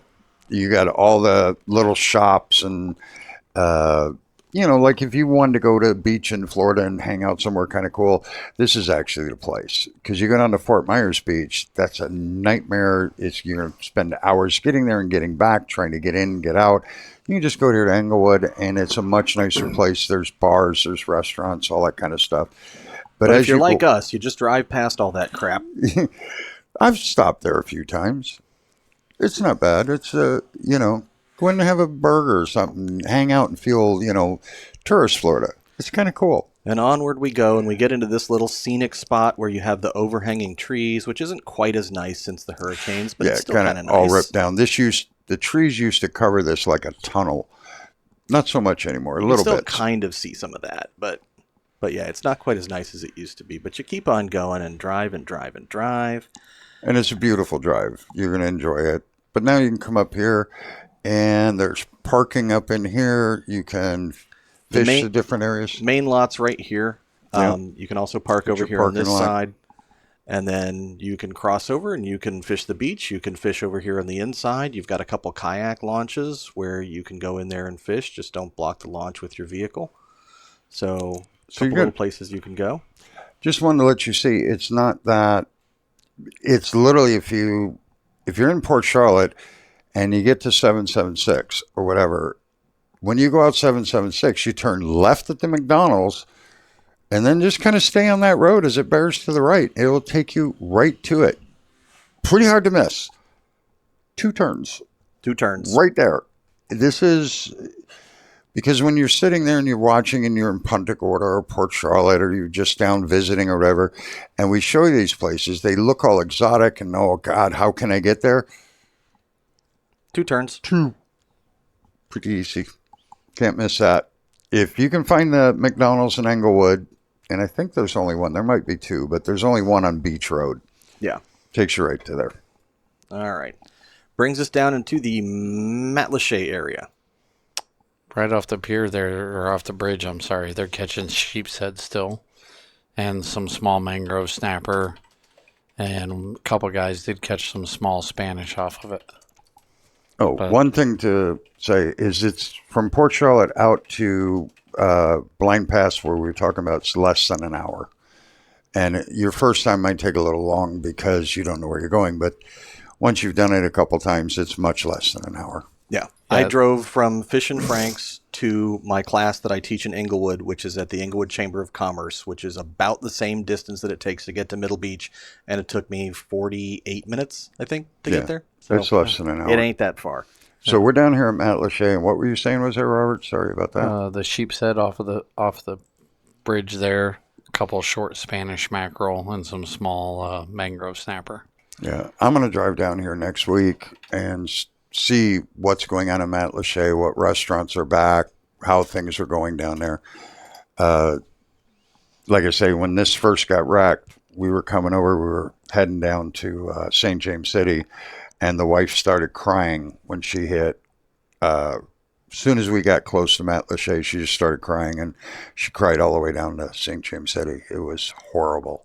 So we're going to take a ride down there, let you know who's open, who's not back in Matlacha, because it used to be a great place. It's like going up to Englewood and going on Beach Road and seeing all the shops and the bars and how cool it is. And Josh, have you been by there lately? Most everything back open? It's been about 4 months since I've been, 3 months since I've been down there. And yeah, a lot of things are open, but a lot of things I don't think aren't are ever coming back. Yeah, some have got wrecked too bad. But yeah. there is still stuff there. Well, there's plenty of stuff to do. And there's the Blue Dog down here in Matlacha. They're open. Yeah, and your little downtown Matlacha strip here is still just as funky as it ever was. So you got all the brightly painted buildings. Are they getting these houses out of the water? I didn't stop and look at that to see if they were doing that. Well, all these houses were sort of okay, but they had to repair the road and the bridge, and they're piling and vibrating, and the houses just started vibrating, going straight down. It was horrible. It's funny when you think about it now, but back then, it would literally bring tears to your eyes watching that. By the way, if you'd like to go to a fishing pier, here's one. Really? Yeah. The Matlacha Community Park has a little fishing pier there. So I'll have to add that to the places to go. Under construction. I didn't think that was condition. open. I think that's open. I'm 95% sure that's open down there. All right. I'll have to drive back down there. That is right next to the Blue Dogs, so. Cool. Okay, anything else in the Matlacha area, Robert? Indian Field, Smokehouse Bay, anything like that? Nope. Okay, then that brings us up to the Two Pines area. Burn store. Right there in the immediate vicinity of Two Pines, there's a lot of snook, quite a few redfish, and a handful of trout. Most of the snook have been way up under the bushes and in some of those little islands and cuts back in there. And then some of the redfish have been more on the front side, out along the short, edges of the drip edge of the mangs. Right. And this area here, it looks like, when you get there, it looks like a little tiny area, but goes up and there's some deep cuts that go through this first thing. But as you get back up into here, it's literally, oh my God, I got lost. You go back in there. Yeah. There is so many cuts and so many little keys and islands. You're looking around trying to catch fish. Very, very confusing. Now, looking at last week's report here, it says, Crystal Ball says there should be snook and redfish back in the maze of islands, but we weren't sure because we hadn't had the reports, and now here we are, your crystal ball being proved correct by Robert having heard the reports. So, it's a good thing. Yeah, my crystal ball functioned for once. I talked to Tom Fisher because he was fishing down in that area. Yeah. And he was telling me about it. And then another guy was in too that fishes out of Burnt Store all the time. So, well, they kicked me out of the Psychic Friends Network a while back, probably for good reason. For excellent reason. No, for fishing, I'm doing pretty good. Judd Creek Shoal and Bokeelia? Nothing. No reports. Okay. How about Pine Island Sound?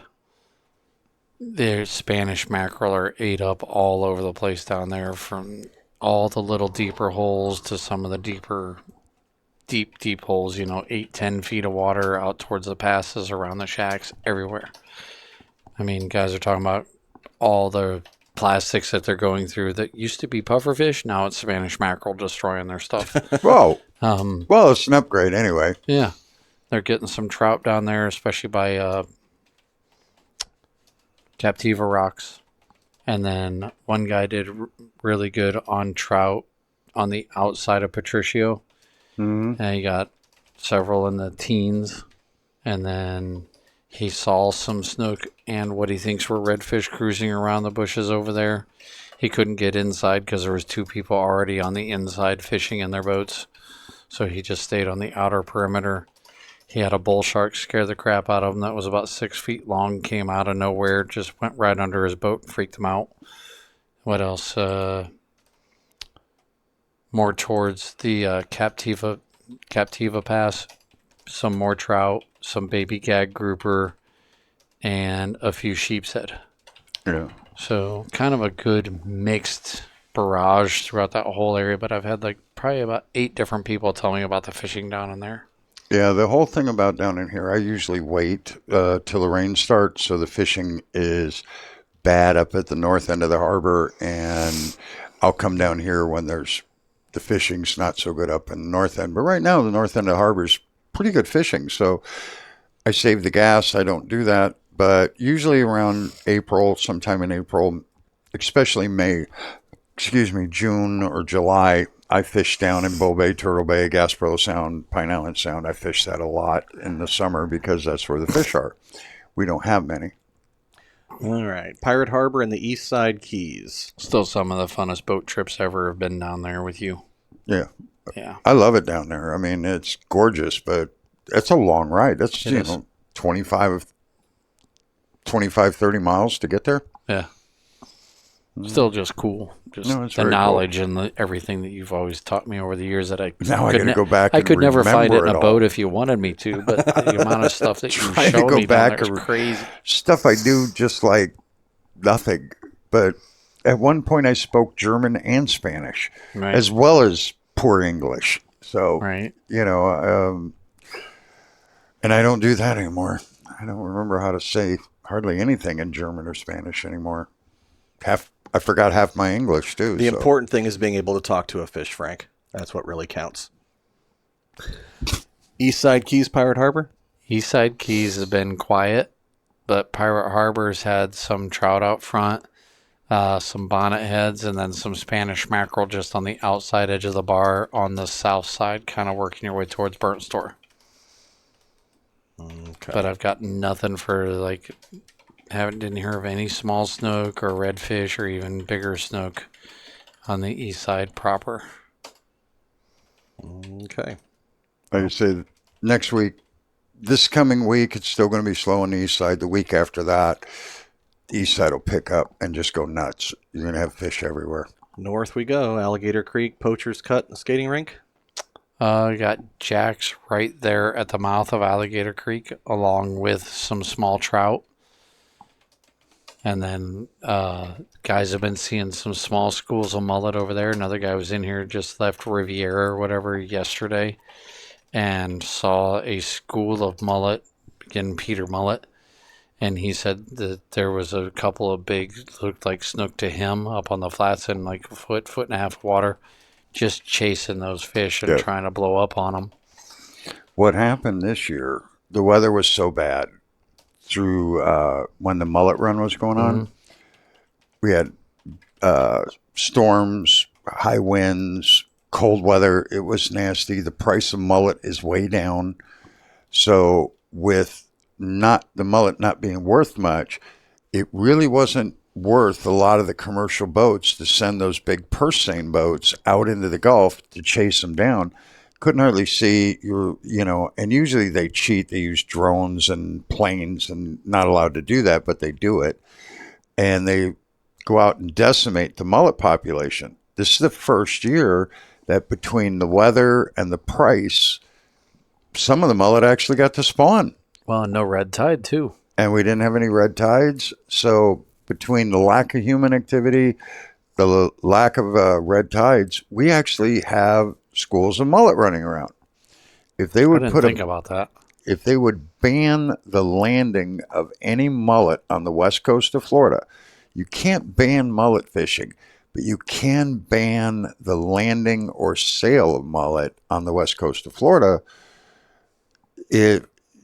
For 2-3 years, we could have huge schools populations of mullet, but because they spawn past 3 miles, they get hit by the purse seiners. There's no escape. Now, I like commercial fishermen. I rely on them to make a living.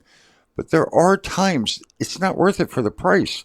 Just, buy them from Australia or something for a year. They're cheap over there. Yeah. Fill up a boat, bring them over here, call it good. And I would like to see that just for a couple of years too, for multiple reasons. But I would like to see how it would affect our snook size-wise. But I also would like to know, because years ago, Donnie brought it up, that who's to say that the mullet aren't our gardeners? Because they're constantly scooping up cleaning the sand. bottoms. Who's to say they're not aerating that soil to make it better for the grasses to grow back? Which Donnie brought that up? Gant. Well, Donnie Gant's a really smart guy. Yeah. Donnie Gant's, he's very, very intelligent. But yeah, there's so many things we don't know. Everybody thinks, oh, this is that and that's that. And I say it all the time. eco-idiots. They're convinced they know everything. And don't say anything, Josh. We want to save your rep. I know a lot of non-eco idiots who are convinced they know everything. Many of them are also wrong. It's okay to be wrong if you're willing to look at different ideas. Definition of an eco-idiot, I learned it in the 1980s, and that's all I'm ever going to know. That's the definition of just an idiot, eco or not. But that's the way most environmentalists are. They're just eco-idiots. They can't come up any kind of new ideas because this is right, and you've got to be wrong because you don't agree with them. And the only reason I don't agree with them because what they're doing isn't working. Ta-da! Ponce de Leon Park. So I'm right. Everyone else is wrong. I got nothing at Ponce other than people still trying to poach those Snook. little tiny snappers. Oh, no. Good snook fishing there lately. Yeah? Oh, yeah. In the last, 10 days, rattle traps, yozuris, jigs, go there and snook fish. And they're all along the edges, even up under the dock where the people are fishing. Some nice snook. I mean, there are 18, 20 inches, but there's also some in the high 20s, low 30 inches. There's some really nice snook in Ponce right now. And rattle traps, yozuris, rapalas, doesn't really matter. Soft baits, paddle tails, jerk baits. Pick your poison. If you're good with it, take it over there and throw it. Top waters. It's a snook. He's going to hit. If he feels like eating, he will hit anything. But so many snook from here all the way around into here, and then more as you get back up inside. A lot of snook up there. It's Good to hear. Yeah, the other morning, it was just probably 5 mornings, guys coming in talking about snook. It's just going over to Ponce, got some big snook over there yesterday. Okay, that was good. All right. They've Brings eaten us- shrimp. But First positive feedback on that I've heard in quite some time. I was very excited to hear it. into the broader PGI canals area. A lot of little snook and a couple guys catching a few bigger snook trolling. You know, the guys that are casting under the docks are just catching the little peanuts, but a couple guys got into some 26, 27-inch snook trolling, along with a couple jacks up to like 7, 8 pounds. There's some big jacks. And this time of year for it. Yeah, one of the guys hooked a little tarpon off of his dock, him and his, was it his grandson? I think it was his grandson or son. But they were fishing off the dock, fishing for snapper. Was he 40, 50 years old? Yeah. The guy or... The guy itself, but the kid that was with him was Yeah, young, because like I was going to under say, 10. if the guy's in his 40 or 50s, it's son. If they're my age, it's grandson. The kid was only probably about that tall, so I'm Yeah. guessing 8, 10 years old, so it's questionable.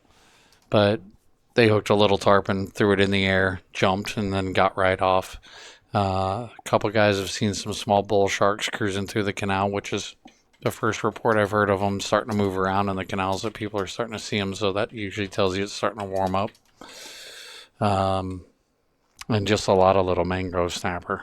Oh, wait a minute, I take that back. Some spade fish. Two different people showed me pictures of spade fish up inside the canals. Yeah. Like the one. I think that's Buckley Pass allowing that to happen more. Yeah. Because the water has more than one way in and out now. Okay. So that might be getting those spade fish more up in there. Okay. Yeah, it's unusual because, I mean, I think we've heard half a dozen reports in the last couple of months with spade fish up inside there, and usually it's like maybe one a year if you're lucky. Yeah, I was just thinking about that because for years we've had, my cord, tons of spade fish right here at the mouth of ponds, but no matter where I went back here, I almost never saw any. Now that they've opened Buckley Pass and you can get in and out of there, and I think that water is just a different flow, not better or worse, just different. No, this is not making things better. It's not making things worse, but it is making it different. And that might be why the spade fish are actually getting up in there now. That makes sense. Yeah, it's the only thing I can think of that changed is because for years there may be a spade fish every once in a while, Yeah. but nowhere near the numbers we've seen this year or heard about in the last year or so. Right.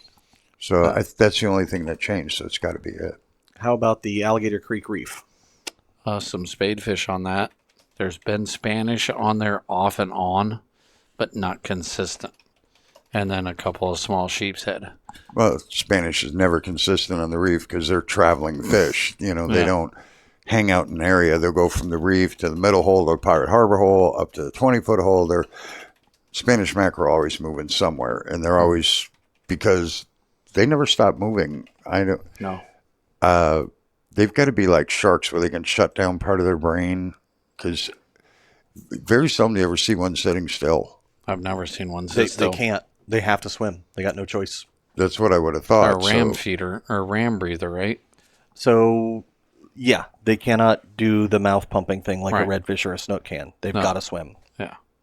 So basically, when you always have to move, you're always going somewhere. No. Little tiny left circles. These are the mackerel of the NASCAR. We're going to left circle around the roof. Speaking about the 20-foot holes, anything out there, Robert? Nothing. I'll bet there's some random Spanish mackerel. A couple guys were looking for the tarpon that have been out there sporadically, but nobody found any this week. Shrimp. Yep. Big shrimp on the bottom down there. Yeah. The whole harbor right now, the whole bottom's just covered up with shrimp.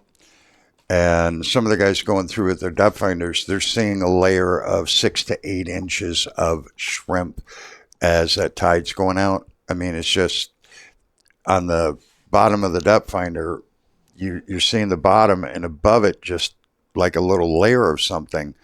And they threw the cast net down, they're bringing up shrimp. So amazing amount of shrimp, and they're beautiful eating size. But if you're going to go out there with a cast net and try and get them, figure on probably 30 throws to get, because when you throw the net down, you're going to get 3, 6, maybe 10. So you're going to be throwing a while. Yeah. But just don't worry about where you throw. Just get a drift going and just start blind casting as long as it's an outgoing tide, and just blind cast, and you'll fill your cooler up. But it is a rare opportunity. Bring somebody young and strong with you. To be able to go out there and cast net shrimp at all. Not something that you can usually do in our area. And it's not like you can chum them like they do on the East Coast and they're all going to come up in a ball. It's not going to work. They're just migrating out, and the migration's underway. But they're all the way from up here in the harbor, all the way down in front of Bull Bay, Turtle Bay. Some of the biggest shrimp right now are out here. If you have a boat and you want to go anchor up at Placida, I don't usually recommend doing it at Boca Pass. You can do it off to the sides where the water's rushing through. Put a light in the water, one of the green lights, and here, preferably you do it at Placida, because there's that deeper section. You can just anchor your boat, put the lights out, and you'll be all good, catch a lot of shrimp. You got to have lights. It has to be dark, and it has to be outgoing tide. It does not work on incoming. It has to be outgoing tide. This whole section of the trestle right there, great place to just set yourself up and wait for those things to come past you. When the Placida trestle, the fishing pier part of it was actually in use, a lot of people would go there and put a light in the water and get the 18-foot dip nets and just sit there and dip shrimp and catch, a gallon or two a night. Yep. It was a lot of fun. Absolutely do the same here. Just don't sit in the middle of the ICW. Yeah, I don't care how good the shrimping is. Yeah, the basic thing is there's no pier to be on. Yeah. Another good spot over there is right there by the Three Sisters. Yeah. Three Sisters, a good place to catch right fish. Right there can be pretty good for the shrimp. Yeah, just anywhere around the outside of that. But there again, it's a lot of fun, but you got to be able to get there and do it. Indeed. Bait fish report. Do we have much of anything here, Robert?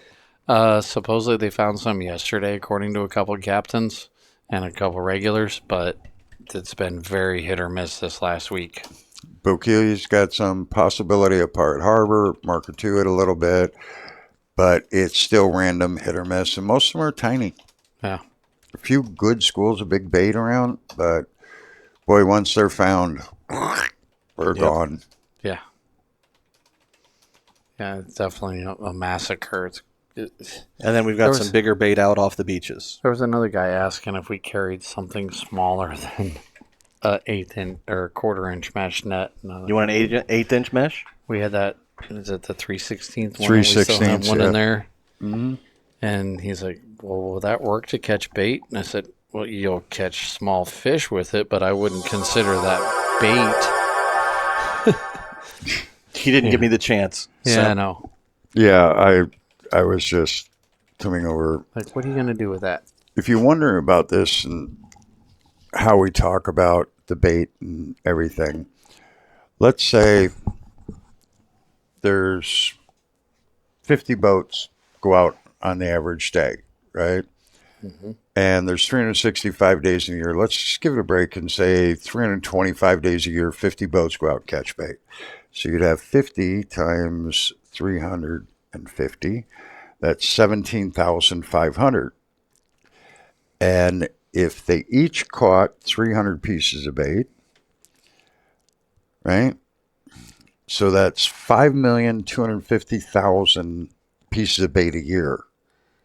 And that's a very low average. Yeah. Right? No, yeah. No, I would say definitely. 5,250,000. That's if figuring 350 days, 50 boats went out to cast net bait fish. And if you're wondering why there's not a lot of bait fish around, that's 5,250,000 pieces of bait. And I thought it was very conservative on my numbers. So whenever you get bait, when you're done fishing, put them back in the water. Toss them overboard. Don't wait till you get to the ramp, forget, and then got to take them out while the boat's on the ramp and they go all over the ramp and die. Every 2 you kill is 500 that's not there the next year. And that's just the way math works. So if you want an extra 5,000 pieces of bait, leave 20 bait fish go. Freshwater reports, Robert? It's so dry out there. Good luck. It's been tough. I mean, we sold some shiners, but people said that they were taking them over to either Okeechobee. One guy was going to Lake June, and another guy was going to go fish over in Maple Leaf. Oh, yeah? Yeah, he was going to go fish back there. He was visiting Some of his the ponds grandfather. around, I've been hearing guys doing good with everything from bluegill, tilapia, mine cichlids, all the panfish, and small bass. But I've had several people come in that are fishing ponds and doing very well. Yeah, they're just having a hard time finding places with enough water in them. Well, and finding places, because there's not a lot of places to go. So I sent somebody to the web yesterday, and they were closed. Dude, what time does the web close out there? What time does it close? Yeah. Like the ponds at the front? They said the gate was locked up out front. Hmm. And it was like 4:30, 5 o'clock yesterday when they called me. They said, we're out here, and there's the gate. Is there another way in? I said, So are you on Tucker's grade and went under 75? They're like, yeah. Yeah. So they close an hour after sunset is when you can't be in there anymore? No, this was like 4:30, How do you 5 spell o'clock. Cecil Webb? CECIL. CECIL. They may have been closed for a burn. Okay. Sometimes when they do the prescribed burns, they close it. Okay. Yeah, not often. I felt bad for her and her dad. You know, she's probably in her 30s, but they just wanted to go bass fishing, and I'm like, you can go there because you can see wildlife and everything else. And it was the last good report I had from 2 weeks ago. So My phone just is horrible. right. I've got this, I don't know what the heck it is, cheap, but it doesn't even connect to the... Well, who bought a cheap phone, Frank? Me. Yeah, it's... Look and see if I it can't says even get anything here Cecil about Webb a up, closure. so... Yeah, it was strange. It just caught me off guard. So I ended up telling them to come back this way and go check out along Hillsborough at Cocoa Plum, because I've had very mixed reports from over there, but there's so much low water over there. Yeah. I just haven't heard much good. Well, we had that, 2 inches of rain for a little while there, and that helped a little bit because I tell you what, I can't do anything here lately correctly. Oh, but that 2 inches of rain doesn't just put 2 inches in. All the rain that runs off the whole area, it adds 2 inches of rain will put about a foot into a canal. because all the runoff from everything else. And the weird part about Florida is it's all sand. Now, sand, the water should just hit it and go right through. But for some reason, it forms a hard crust on the top. And if it rains one day and then rains the next day, that water will soak it. But the first time it rains, it's so hard, it all runs off. Most of it never gets down. I've seen it rain the first time after not raining for several weeks, and we get 2-3 inches of rain, and it only went a half inch into the soil. Everything else ran right off. And it shouldn't be that way. But it takes the first rain to loosen the soil back up, and then you got to get another rain and then another rain. Otherwise, it just all runs off. And that's why the canals fill up so much with water. So on the FWC's website here where it talks about the wildlife management areas, it says if an area is closed in part or due to any kind of issues, then there'll be something noted next to the listing. And Babcock Web doesn't have anything here except for the hours open to public access every day from 1.5 hours before sunrise until 1.5 hours after sunset, with access to the campground available anytime camping is allowed. So I don't know why the gate would be closed up out there, at least to get into the front part where Webb Lake and those other marl pits are. You know, if you go past the gun range and keep going back, then Tucker's Grade's blocked off because they don't allow vehicle traffic back there. But it should be open unless, again, there was something going on with a controlled burn or something. Right. There had to be something because it just caught me off guard because I've never had somebody call back and say, oh, I can't get there. All right. Hey, there's one more thing here, which is the tarpon reports. Uh-huh. Do we have any tarpon reports? No. Did you... Anybody heard anything about Boca Grande Pass? We had tarpon in Pass last week, but they left. Yeah, this week I think with the cold weather, everything's I gone talked again. to 3 charter captains who've been in there, and some of them actually had sold tarpon trips. And guess what? There were no fish. Yeah. So hey, imagine that they're selling tarpon trips at this time of year. Yeah, they have no shame. None. No shame. 0. Oh God. Yeah. You know, that's just. As soon as the weather changes at this time of year, you can get tarpon to show up in Boca Grande Pass and around the harbor, and they might be there for minutes, hours, days. But as soon as something happens, they just turn around and swim back the other way. Yeah, they're not on a leash. It's not like they moved in, set up a mailbox. Amazon's delivering packages. They're all set. You know, people get very excited. They went down to Lazy Boy, bought furniture. No. Here, you want your emotional support reel back? It's warm.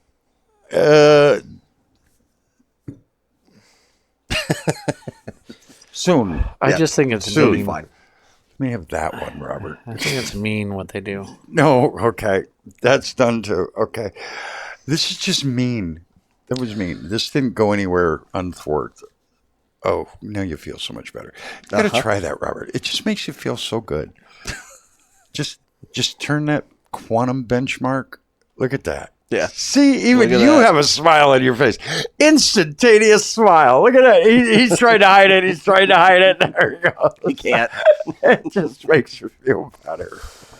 All right. Quantum reels make you feel better. Are we done with this thing? Is it done. over? Because our timer has timed out. Yeah, well, can't even show us any more time. My problem is I don't care. I really don't. I'm here with good friends and Josh, and we're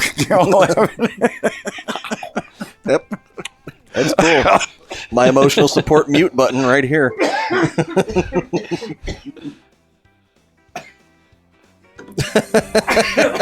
Bye, everybody.